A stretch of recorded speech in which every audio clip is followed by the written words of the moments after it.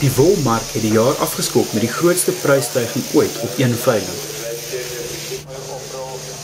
Die markaanwyser staan nou op die hoogste vlak in jare. Cape Wools se merino aanwyser het van dese week in Port Elizabeth met 8,4% verstewig tot R76,50 per kilogram vir skoon wol. Die pryse van alle lang wol het gestyg, maar die grootste stygings was vir die fyner micron kategorie, 19 micron en fyner.